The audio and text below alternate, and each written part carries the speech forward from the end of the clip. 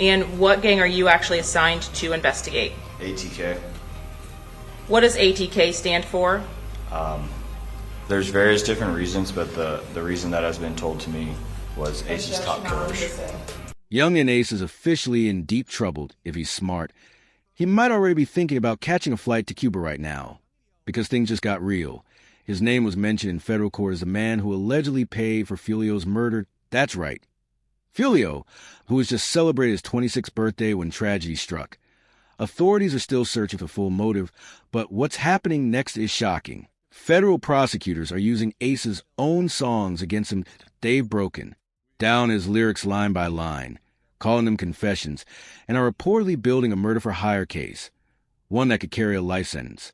But here's the part nobody expected. Ace's reaction to all this chaos will leave you speechless. We're breaking that down at the end of this video. Trust me, you're going to want to see it. Because behind those flashy Instagram posts and casual uploads lies a serious federal investigation that's been quietly building for over a year. An investigation with witness testimony, digital evidence, and now Ace's own music being used as proof that I end those songs. Prosecutors claim Ace bragged about being behind Foolio's murder, and they're calling those verses straight-up confessions. Right now, Yungeen Ace is standing at the edge of the cliff, not arrested yet, but the walls are closing in fast, and the way he's handling it, you won't believe it until you see it. Stick around, because we're breaking down what Ace is facing, why the feds are so confident, what his options are, and most importantly, how he's reacting while the biggest threat to his freedom is closing. And that, if you've been following my channel, you know one thing. We keep it real, so let's dive right into it. The investigation unfolds. Before we break down how Ace is reacting, let's get real about where things stand right now. Last year, one of the shooters involved in Foolio's murder flipped. He started cooperating with the feds. During his testimony, he claimed that Yungeen Ace paid $10,000 for the hit and gave the order to move on Foolio. That was the first domino to fall. Then, just recently, in federal court, prosecutors played Ace's biggest songs, Who I Smoke and Game Over. They argued that these tracks weren't just entertainment. They were evidence of conspiracy to commit murder. That was domino number 2. Now, law enforcement has officially named Yungeen Ace a person of interest, confirming that he's under active federal investigation. That's the 3rd domino. Piece by piece, the feds are building their case, and the deeper you look, the clearer the picture becomes. And when you see how Ace is moving right now, you'll understand why people are saying he's in serious danger. But before you think this is all just the feds overreaching, let's rewind to what Ace did after Foolio was killed. Because that's where things get truly wild. In the months following Foolio's death, Ace dropped multiple tracks that fans, and now prosecutors, believe are him admitting to the murder 81st.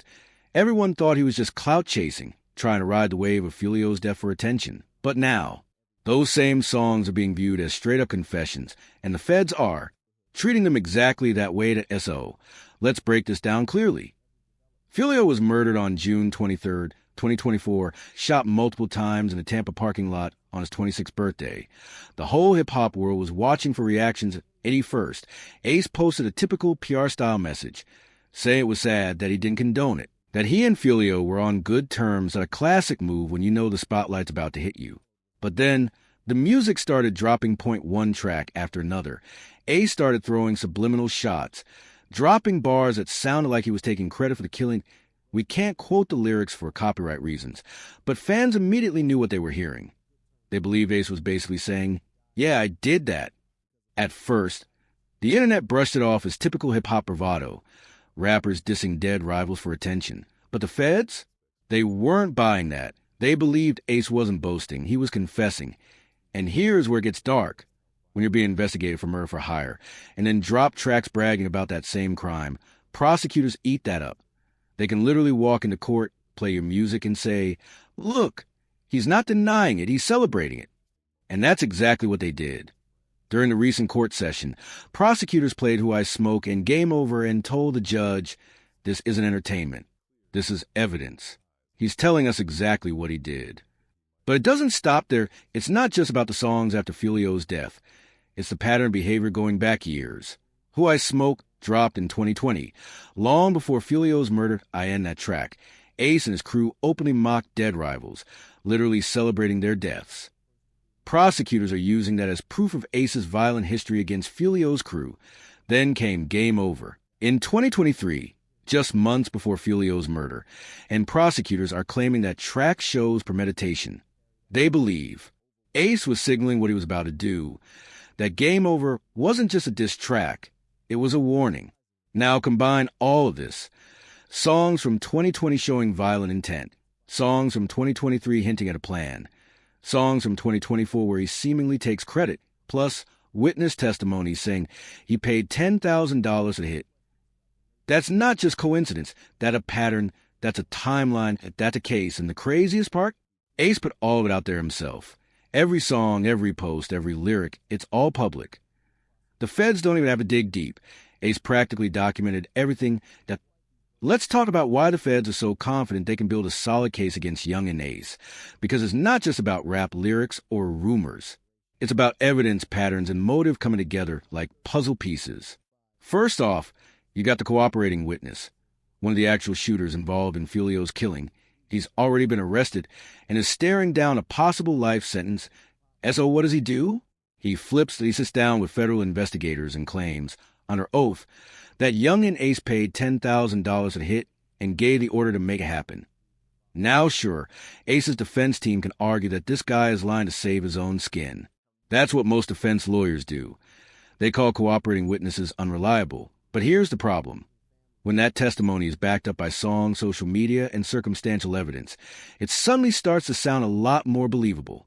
Second, you've got the music itself. The same songs the world danced are now being dissected line by line in a courtroom. Prosecutors are pointing to specific lyrics, timestamps, and references, saying, he told us he was going to do it. Then he did it. Then he bragged about it. That's a story the jury can easily understand. Third, the feds have the motive locked in. The beef between Ace's camp, ATK, and Foolio's crew has been public and violent for years. Ace lost his brother in 2018. He's lost friends. There have been back-and-forth disses, threats, and deadly retaliation as other feds don't need to invent a reason why Ace would want Foolio gone. The motive is already out in the open. Fourth, they have the means. Ace had the money. He had the reach. He had access to people who were willing to slide for cash. And several of the individuals now in custody for the shooting, yeah, they've got known connections to the circle. Fifth, the opportunity. Foolio wasn't in Jacksonville that night. He was in Tampa, celebrating his birthday. Someone knew where he was staying. Someone tracked his location. Someone organized a hit. And according to prosecutors, that someone might just be Ace. But here's the catch. The feds aren't done yet. What they still need is direct proof. Something that ties Ace's money or communication directly to the shooters. Right now, everything they have is circumstantial, lyrics, witness testimony, and motive. It's enough to pressure him, but not quite enough to convict him. That's why Ace hasn't been arrested yet, because the feds don't. Move until they're sure. They want text messages, phone records, cash transfers. The paper trail that seals the deal, they're still digging, still watching, still putting the puzzle together. And when the feds finally make a move on someone as high profile as Yungeen Ace, it's not going to be halfway. They'll want an airtight case that can't be beaten in court. So don't get it twisted. They're not wondering if they'll arrest him. They're just deciding when.